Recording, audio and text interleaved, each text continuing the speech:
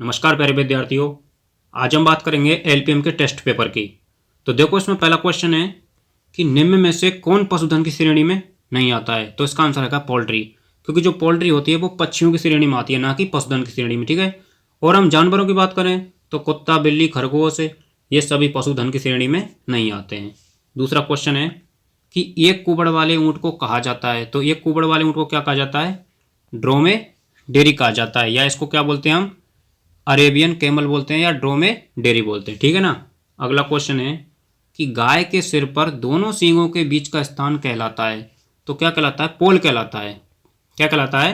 पोल कहलाता है, यानी कि दोनों सींगों के बीच में जो उभरा हुआ हिस्सा होता है उसको क्या बोलते हैं? हम पोल बोलते हैं। अगला है, जुगाली की शुरुआत कहाँ से होती है? तो दोस्तों, जुगाली की शुरुआत होती है वो कहाँ से होती है? रेटिकुलम से होती है। रेटिकुलम को क्या बोलते हैं? हम टूल बॉक्स भी बोलते हैं। अगला क्वेश्चन है कि सुअरी में प्रसव क्रिया को क्या कहा जाता है? तो इसको क्या कहा जाता है? फैरोइंग कहा जाता है। अगला क्वेश्चन है, खरगोश का मांस क्या कहलाता है? खरगोश का मांस होता है वो गैम कहलाता है। अगला है, सुअर के झुंड को कहा जाता है? तो क्या बोलते हैं इसको? ड्रॉप बोलते हैं। अगला क्वेश्चन है कि भेड़ से एक बार में उतारी गई ऊन क्या कहलाती है? तो उसको बोलते हैं हम फ्लीस ही बोलते हैं। ठीक है ना। अगला क्वेश्चन है कि भेड़ में अंधेपन को रोकने के लिए किए जाने वाला कार्य है, तो उसको क्या बोलते हैं हम? आइंग। आइंग कैसे बोलते हैं? यानी कि जो भेड़ होता है उसकी आंखों के चारों ओर से ऊन को हटाना क्या कहलाता है? आइंग कहलाता है, ताकि अंधेपन को रोका जा सके। ठीक है ना। अगला क्वेश्चन है कि खरगोश में कोप्रोफेजिया की शुरुआत किस उम्र पर होती है? तो देखो, कोप्रोफेजिया क्या होता है सबसे पहले तो ये जान लेते हैं। यानी खरगोश द्वारा अपने ही मल को खाना क्या कहलाता है? कोप्रोफेजिया कहलाता है, और इसकी शुरुआत होती है वो 3 सप्ताह की उम्र पर होती है। ठीक है ना। अगला क्वेश्चन है कि केंद्रीय बकरी अनुसंधान संस्थान कहाँ स्थित है? तो ये मखदूम, मथुरा, उत्तर प्रदेश में। ठीक है ना। अगला है सेपर फॉर्मूला। सेपर फॉर्मूला क्या है? लंबाई गुणा गिरथ स्क्वायर बटे 3 से। इसको क्या बोलते हैं? सेपर फॉर्मूला बोलते हैं। अगला क्वेश्चन है, मेमनों में बधियाकरण की उचित उम्र है कितनी है? 2 सप्ताह या 14 दिन। अगला क्वेश्चन है कि बधियाकरण कौन से मौसम में करना चाहिए? तो उसके लिए जो सबसे अच्छा मौसम वो कौन सा है? सर्दियों का मौसम है। ठीक है दोस्तों, ये जो मैं आपके लिए क्वेश्चन करा रहा हूँ ये बहुत ही मोस्ट इंपॉर्टेंट क्वेश्चन है। ठीक है ना। चाहे वो वेटनरी से संबंधित कोई भी एग्जाम हो, चाहे EHDP हो, ठीक है ना, वेटनरी फार्मासिस्ट हो, किसी का भी एग्जाम हो, उसके लिए बहुत ही इंपॉर्टेंट क्वेश्चन है। ये हाथ से बनाए हुए हैं। तो देखो, अगला क्वेश्चन है कि मुर्गियों में किस बीमारी का टीका 14 दिन की उम्र पर किया जाता है? तो जो गम्बोरो डिजीज होती है उसका जो टीका किया जाता है वो 2 सप्ताह की उम्र पर या 14 दिन की उम्र पर किया जाता है। अगला क्वेश्चन है, डेयरी जानवरों में दूध दोहन की सबसे खराब विधि कौन सी है? तो ये हो जाएगी अंगूठा विधि। अंगूठा विधि खराब क्यों होती है? इसलिए हो जाती है क्योंकि अंगूठा अंगूठा के कारण जो थन होते हैं उनमें क्या है, गांठ बनने की संभावना ज़्यादा रहती है। और सबसे अच्छी विधि कौन सी है? पूर्ण हस्त विधि। ठीक है ना। अगला क्वेश्चन है, अच्छे दुग्ध उत्पादन के लिए दूध दोहन अंतराल होना चाहिए। तो ये 12 घंटे का होना चाहिए, यानी कि 12 घंटे के अंतराल में हमको दूध दोहन करना चाहिए। अगला क्वेश्चन है कि दूध के निर्माण एवं स्राव के लिए जिम्मेदार हार्मोन कौन सा है? तो ये हो जाएगा प्रोलैक्टिन। प्रोलैक्टिन किसके लिए जिम्मेदार है? दूध के निर्माण और स्राव यानी शीघ्रेशन के लिए जिम्मेदार हार्मोन है। और दूध को उतारने के लिए जिम्मेदार हार्मोन आ जाए तो वो कौन सा हो जाएगा? ऑक्सीटोसिन, जिसको क्या बोलते हैं हम? मिल्क लेट डाउन हार्मोन भी बोलते हैं। ठीक है ना। अगला क्वेश्चन है कि बछड़े में खीस पिलाने के बारे में सत्य कथन है। तो इसका आंसर हो जाएगा खीस होता है वो बछड़ों को सक्रिय प्रतिरक्षा देता है। ठीक है ना। एक्टिव इम्यूनिटी प्रदान करता है। अगला है, ऊँटनी के प्रत्येक थन में टीट कैनाल की संख्या होती है। तो टीट कैनाल की संख्या कितनी होती है? 2 होती है, जिनमें से दूध निकलता है उनको क्या बोलते हैं? हम टीट कैनाल बोलते हैं। अगला क्वेश्चन है कि जानवरों में उम्र निर्धारण का सबसे प्रचलित तरीका है। तो वो कौन सा है? दंत विन्यास। दंत विन्यास के आधार पर क्या किया जाता है? उम्र का निर्धारण किया जाता है। अगला क्वेश्चन है, गाय में डेंटल पैड कहाँ पाया जाता है? तो जो गाय में जो डेंटल पैड पाया जाता है वो ऊपरी जबड़े में पाया जाता है। ठीक है दोस्तों। तो देखो, आप बता देना किसी भी सब्जेक्ट की अगर आपको प्रॉब्लम है ना तो उसी के हम क्वेश्चन आंसर आपको बनाकर ढाल सकते हैं। आप बता देना, चाहे वो फर्स्ट ईयर हो या सेकंड ईयर हो। अब देखो, सेमेस्टर होने वाले हैं, उसके बाद मेन एग्जाम होंगे, तो आपको बहुत हेल्प मिलेगी इनसे। ठीक है ना। आप कमेंट करके बता देना कि इस सब्जेक्ट के क्वेश्चन आंसर बनाने, तो उसी के हम बना देंगे। देखो, अगला क्वेश्चन है कि कोल्ड ब्रांडिंग मुख्यतः किस जानवर में काम में लेते हैं? तो ये हम घोड़े में काम में लेते हैं। अगला है, जानवरों में ब्रांडिंग का उचित स्थान है तो जांग जांग होती है थाई, वहाँ पर ब्रांडिंग करते हैं। अगला क्वेश्चन है कि एक बाड़े में अधिकतम कितने सांड रखे जा सकते हैं, तो इसका आंसर आएगा 1। अगला है एक पंक्ति प्रणाली में गायों की संख्या होनी चाहिए तो कितनी होनी चाहिए, 10 से कम होनी चाहिए। अगला क्वेश्चन है कि वर्तमान में गाय की कुल देसी नस्लों की संख्या कितनी है, 50। तो देखो दोस्तों ये फिक्स नहीं है, जो गाय की नस्लों की संख्या है वो बढ़ भी सकती है, ठीक है ना, तो वो क्या है नए आंकड़े के अनुसार अलग हो जाएगी। अगला क्वेश्चन है कि तांबे जैसा शरीर का रंग किसकी विशेषता है, तो ये भदावरी जो भैंस की नस्ल है उसकी विशेषता है। और देखो सबसे खास बात यह है भदावरी की कि इसमें सबसे ज़्यादा फैट परसेंट पाई जाती है, 14%। अगला क्वेश्चन है गुड़ामालानी बाड़मेर से किस गाय की उत्पत्ति मानी जाती है, तो यह थारपारकर हो जाएगी। अगला क्वेश्चन है कि राजस्थान का सुहालक प्रदेश कौन सी नस्ल के लिए प्रसिद्ध है, तो यह नागौरी बैल के लिए प्रसिद्ध है। अगला क्वेश्चन है कि निम्न में से बकरी की विदेशी नस्ल नहीं है, तो जो जो ऑप्शन आ जाए उनमें से करना है। तो ये जो कराकुल है ये विदेशी नहीं है, ठीक है ना, ये जबकि नाम ऐसा ही है विदेशी जैसा, लेकिन ये विदेशी नहीं है। कैसी नस्ल है, ये देसी नस्ल है। सबसे ज़्यादा बच्चा पैदा करने वाली बकरी की नस्ल कौन सी है, तो ये हो जाएगी ब्लैक बंगाल। अगला है निष्क्रमण के लिए उपयुक्त भेड़ की नस्ल है, तो भेड़ की नस्ल कौन सी हो जाएगी, मारवाड़ी। अच्छा, निष्क्रमण का मतलब क्या होता है, यानी कि बाहर जो चरने में, यानी कि जो झुंड के साथ दूर दूर तक चरने में जो सबसे ज़्यादा उपयुक्त जो नस्ल है वो कौन सी हो जाएगी, मारवाड़ी हो जाएगी। अगला है बकरी की नस्ल जिसमें सींग अनुपस्थित होते हैं वो कौन सी है, टोगन वर्ग है, ठीक है ना, टोगन वर्ग है। अगला क्वेश्चन है कि इंडियन गेम के नाम से प्रसिद्ध मुर्गी की नस्ल कौन सी है, तो ये असील हो जाएगी। असील को क्या बोलते हैं हम, लड़ाकू नस्ल बोलते हैं, मुर्गी की लड़ाकू नस्ल बोलते हैं। अच्छा, अगला क्वेश्चन है कड़कनाथ का उत्पत्ति स्थल है, जो कड़कनाथ का उत्पत्ति स्थल है वो कहाँ है, झाबुआ एमपी मध्य प्रदेश। अगला क्वेश्चन है कि सुअरी में थनों की संख्या होती है तो वो कितनी होती है, 14 होती है, यानी कि 7 जोड़ी थन पाए जाते हैं।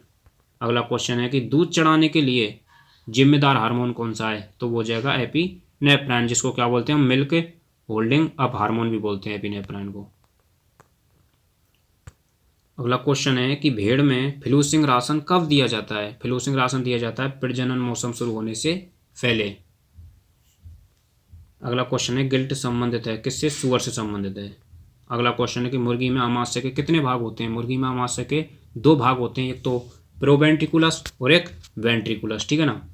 अगला क्वेश्चन है कि एवोमेजम से पचित भोजन जो छोटी आंत में जाता है क्या कहलाता है, कायम कहलाता है।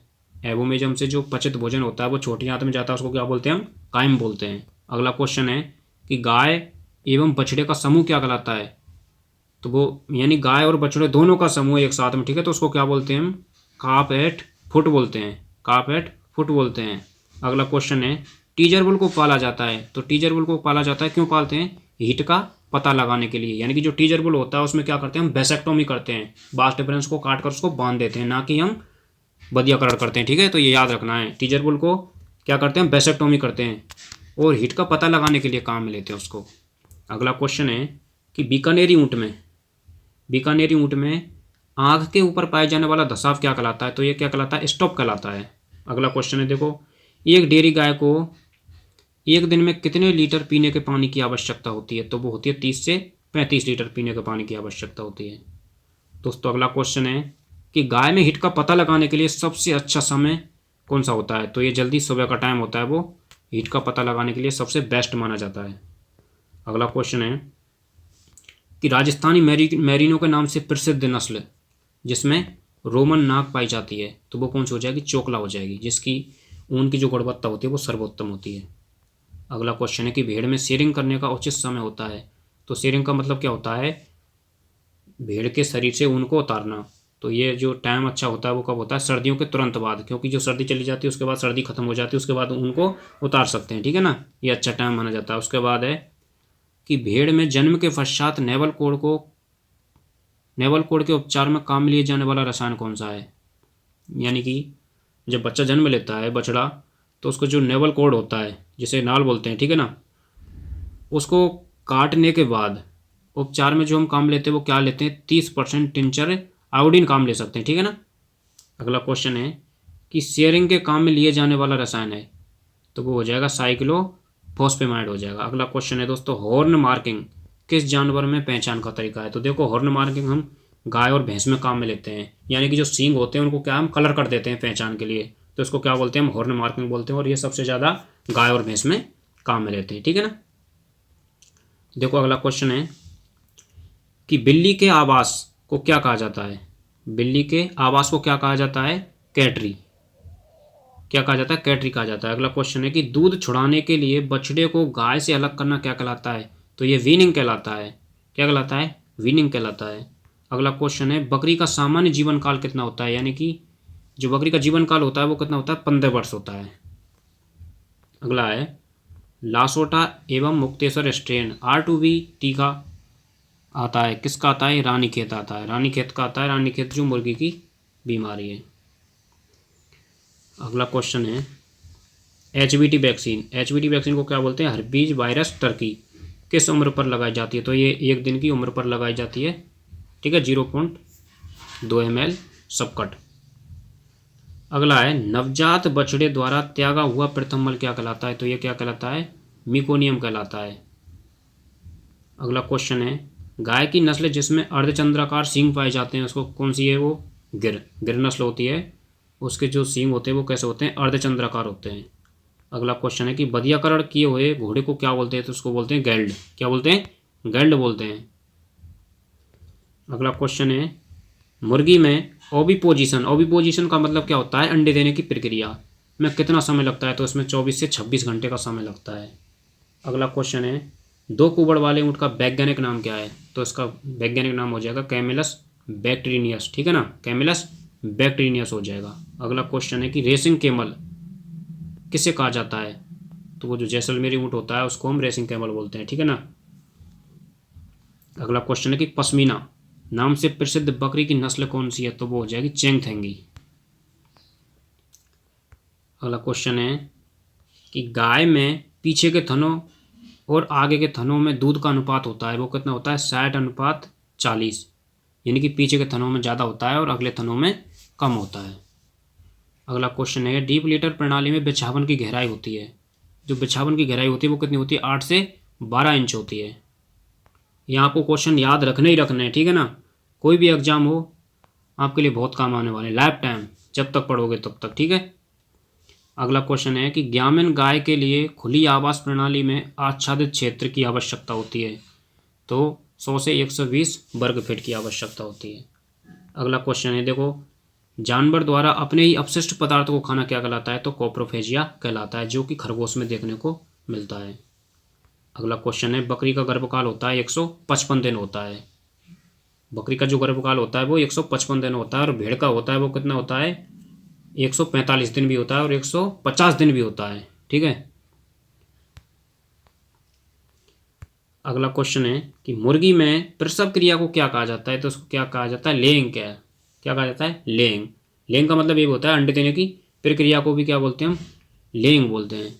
अगला क्वेश्चन है, देखो गाय के आवास में टाइल से बनी छत का ढलान कोण कितना होता है? तो वो होता है 30 डिग्री। अगला क्वेश्चन है, कोप्रोफेजिया किस जानवर में देखने को मिलता है? तो ये खरगोश में देखने को मिलता है कोप्रोफेजिया।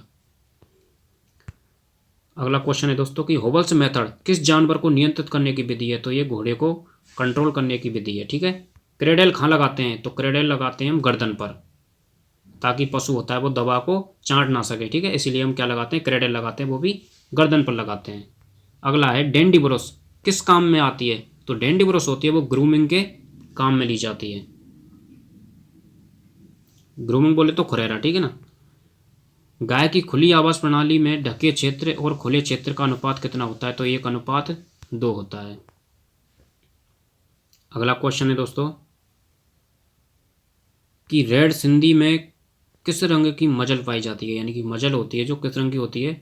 गहरे रंग की होती है। रेड सिंधी गाय है उसमें जो मजल होती है वो गहरे रंग की पाई जाती है। अब देखो लास्ट क्वेश्चन है अपना कि गाय जिसकी उम्र 1 वर्ष से ज़्यादा हो और एक बार भी ग्रामीण नहीं हुई हो तो क्या कहलाती है? वो कहलाती है हीपर। क्या कहलाती है?